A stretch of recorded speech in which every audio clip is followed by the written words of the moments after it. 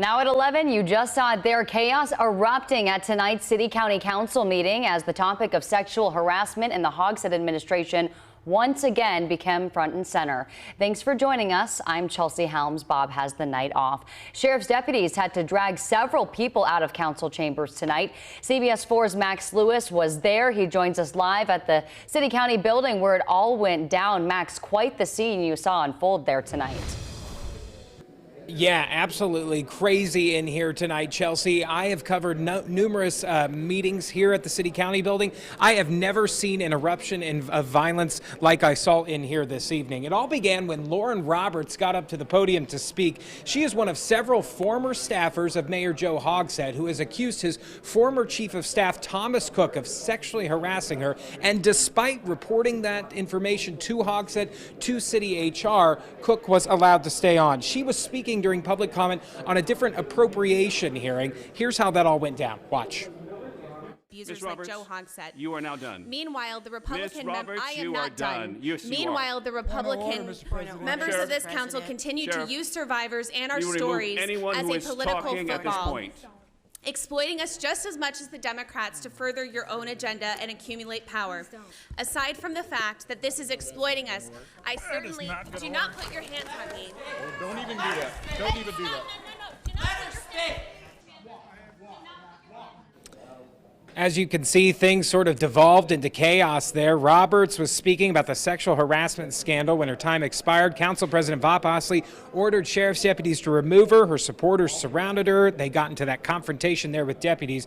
Roberts eventually dragged out of the room and removed from the building entirely. She and other women have repeatedly said they've been silenced and their claims of sexual harassment have been dismissed, especially after a recent report found that Mayor Hogsett's administration responded legally within city guidelines by making referrals of those allegations to the appropriate entities. But despite being carried out, Roberts continued her speech outside. Listen. He's choosing to fight against survivors, whistleblowers, his own workers, and those who support us. Joe Hogsett is corrupt, abusive, and unfit to be mayor in any circumstances. We are Joe Hogsett and his allies' worst nightmare, and we are not going away. Please stand on the right side of history with us. Demand that Hogsett resign. This is horrific and so shameful, and I'm going to have a really rough week here visiting my family for my niece's birthday. So thank you for following me out, but I really need to go home now. Now, when Roberts was carried out, she was actually speaking during a public hearing on some appropriations, part of which was actually going to go to this law firm that conducted this very controversial investigation, wrote this controversial report. Council ended up sending that back to committee because there have been some concerns expressed by some council members that key things were left out of this report, including some pretty questionable text messages from Mayor Hogsett to some of those victims. So that council meeting just wrapped up. We're hoping to get some reaction to that really chaotic scene here. We'll, of course, bring you updates on CBS 4 this morning and CBS4Indy.com.